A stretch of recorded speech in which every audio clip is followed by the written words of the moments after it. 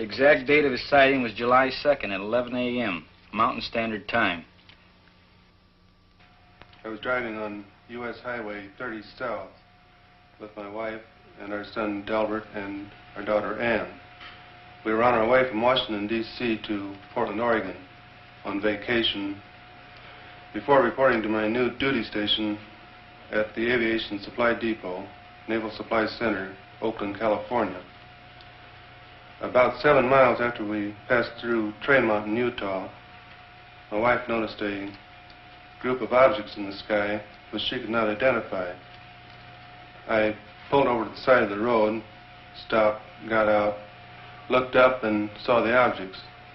There were about 12 of them in a rough formation proceeding in a westerly direction. They were like nothing I'd ever seen before, although I've logged some 2,000 hours in the air. They were identical in appearance. How would you describe these objects?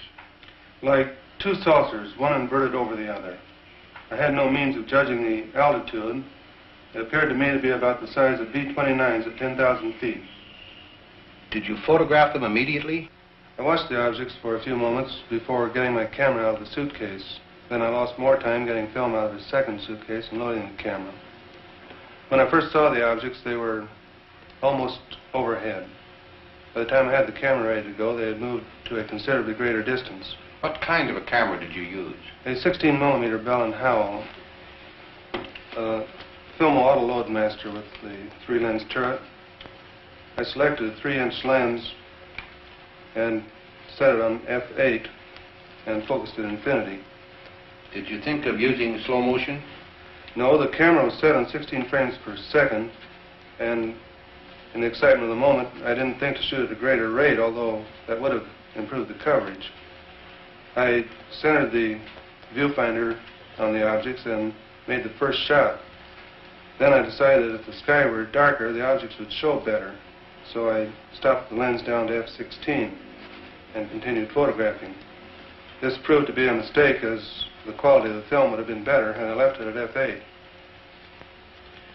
Did these objects remain together in a group at all times? No. Toward the end, one object reversed its course and proceeded away from the rest of the group.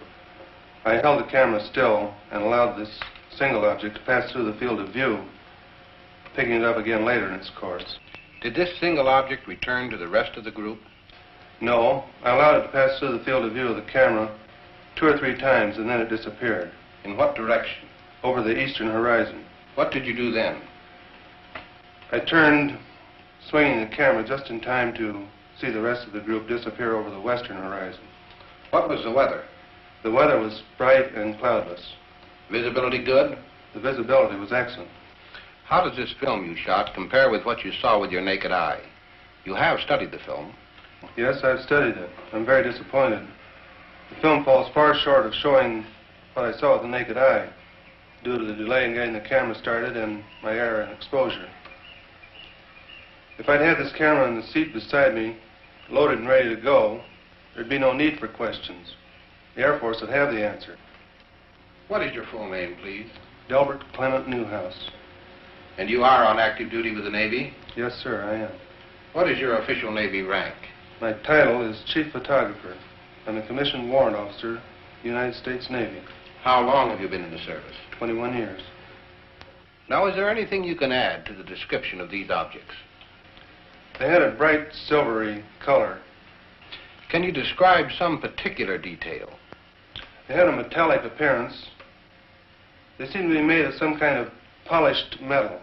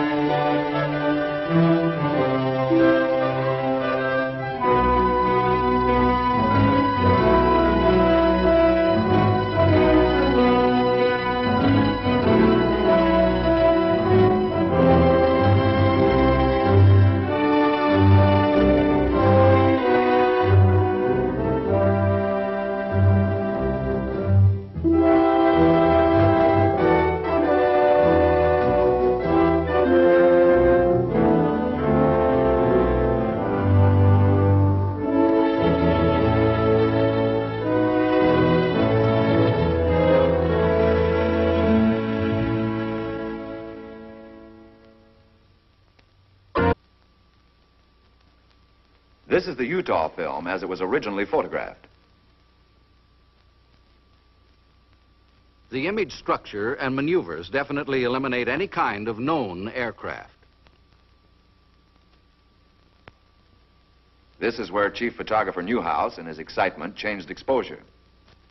He believed that by changing density and giving the film more contrast, he could clarify the objects. The single object that reversed its course. The bounce is due to handheld camera. Now we study the action of one section of the film. We stop the action. We move in. Within a 5-mile range, aircraft could be determined. In excess of 5 miles, the speeds are greater than aircraft can achieve, except in straight-line speed runs. The movement here follows an elliptical or circular pattern. Microscopic examination reveals that the objects are well focused. Their size varies from 1/6 to 1/10 the size of the moon, as it appears to the naked eye. Their form is circular and sometimes elliptical. This fits the commonly used flying saucer description. Observe the object in the upper left corner. We move in to study the action. The object upper left will go out of frame on widescreen projection.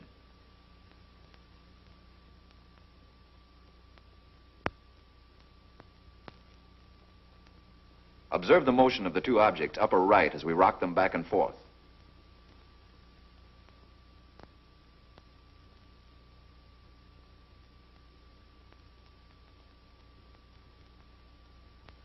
Now we move over and up on the frame to make a closer study of the object in the upper left corner.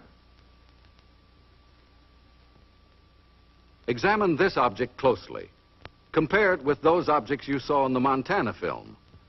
These films were taken approximately 2 years apart, hundreds of miles apart.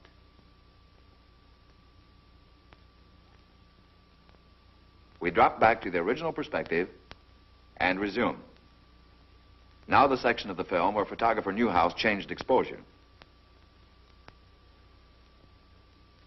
Weather conditions, together with the persistence and motion of the formations, eliminate the possibility of atmospheric mirages. Photogrammetric experiments have shown that the images cannot be associated with any kind of birds at any distance. Stop. Now forward again.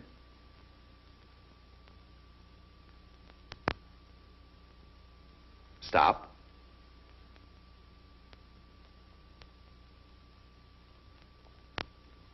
We drop back to original perspective.